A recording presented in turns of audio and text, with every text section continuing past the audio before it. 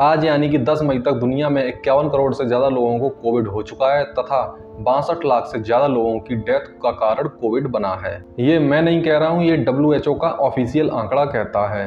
हमारे देश में अब तक 4 करोड़ 31 लाख लोगों को कोविड हो चुका है तथा 5,24,000 लोगों ने कोविड के दौरान अपनी जान गंवाई है। ये आंकड़ा भारत सरकार का आंकड़ा है। आज के समय पर कोविड के मामलों में लगातार वृद्धि को देखते हुए लोगों का मानना है कि हमारे देश में कोविड की फोर्थ वेव आ रही है। क्या है इसकी हकीकत जानने की कोशिश करते हैं इस वीडियो में।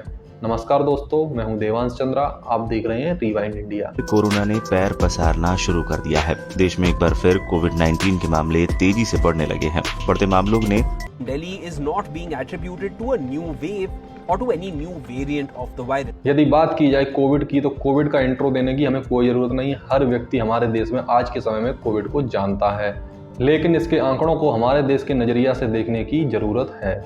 जहां दुनिया में कोविड का पहला मामला 31 दिसंबर 2019 को चीन के वुहान शहर में पाया गया था, वहीं हमारे देश में कोविड का पहला मामला 27 जनवरी 2020 को केरल में पाया गया था। कोविड का पहला मामला जो वुहान में मिला था, उसमें SARS-CoV-2 नाम का वेरिएंट मिला था। लेकिन इस समय कोविड का लेटेस्ट वेरिएंट ओमिक्रॉन का सब वेरिएंट है, जिसे आप अपनी स्क्रीन पर देख सकते हैं, और इसी वेरिएंट ने चीन में इस समय लॉकडाउन लगवाया हुआ है। अब सवाल ये उठता है, चीन में जो वेरिएंट इस समय तबाही मचा रहा है, क्या इसके कारण हमारे देश में भी फोर्थ वेव आने वाली है? तो आप जान लीजिए, इस समय जो चीन में ओमिक्रॉन वेरिएंट तबाही मचा रहा है, ओमिक्रॉन की लहर हमारे देश के साथ साथ दुनिया के अन्य देशों में भी आकर जा चुकी है। लेकिन चीन में ये लहर थोड़ी देर से आई है। इस देरी का कारण क्या है, जानते हैं। हम सबको पता है, चीन में सबसे पहले कोविड का मामला रिपोर्ट किया गया तथा चीन में ही सबसे पहले लॉकडाउन लगा था, और हम ये भी जानते हैं कि चीन ने ही सबसे पहले लॉकडाउन हटाया भी था। इस लॉकडाउन हटाने के बाद चीन ने अन्य देशों के साथ अपनी आवाजाही पर प्रतिबंध लगा दिया था, जिसका नतीजा ये रहा कि चीन में कोई भी कोविड के और नए केस नहीं आए। लेकिन दुनिया के ज़्यादातर देशों में कोविड की दूसरी व तीसरी वेव भी आई, जो कोविड के मेन वेरिएंट के म्यूटेशन के बाद नए नए वेरिएंट बने, और उन्हीं वेरिएंट की वजह से दुनिया में दूसरी व तीसरी वेव भी आई। इसी वायरस में इतना म्यूटेशन हुआ कि एक नया सब वेरिएंट बना, जो आज के समय में चीन में तबाही का कारण बना हुआ है।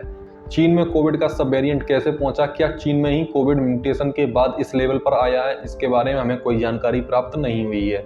लेकिन इस समय पर हमारे देश में ज़्यादातर लोग इसी विषय पर चर्चा कर रहे हैं, क्या हमारे देश में कोविड की फोर्थ वेव आ रही है या हमारे देश में कोविड की फोर्थ वेव आ चुकी है। इस विषय पर अलग अलग संस्थानों ने अपनी अलग अलग रिपोर्ट जारी की है।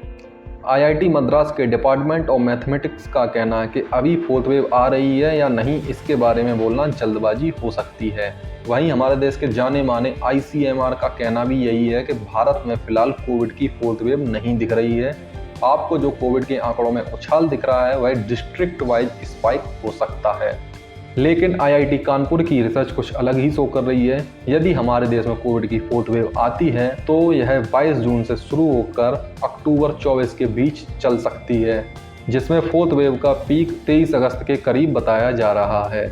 IIT मद्रास और ICMR के अनुसार तो यही लगता है कि हमारे देश में फिलहाल कोविड की फोर्थ वेव नहीं आ रही है, लेकिन IIT कानपुर की भी रिपोर्ट को हमें ध्यान में रखना चाहिए। अभी जो कोविड के मामलों में वृद्धि हो रही, उनसे तो यही लगता है कि ये हमारे देश में कोविड के फोर्थ वेव का संकेत दे सकते हैं। लेकिन यदि कोविड की नई वेव आती है, तो उसके लिए नया वेरिएंट भी होना जरूरी हो सकता है। जिस तरह से कुछ राज्यों में केसेस बढ़ रहे हैं, उससे हमें अलर्ट रहने की जरूरत है। ज़्यादातर रिसर्च से यही पता चलता है, यदि कोविड की नई वेव आनी है तो उसके लिए एक नए वेरिएंट का होना जरूरी है, जो कि हमारे देश में फिलहाल के मामलों में पिछले वेरिएंट ही पाए जा रहे हैं, जो कि एक अच्छा संकेत हो सकता है। आशा करते हैं हमारे देश में कोविड की एक और नई वेव नहीं आएगी। यदि आती है तो हम उसके लिए तैयार रहेंगे। उम्मीद करते हैं आपको ये वीडियो पसंद आया होगा। यदि वीडियो पसंद आया है तो चैनल को शेयर करें। धन्यवाद।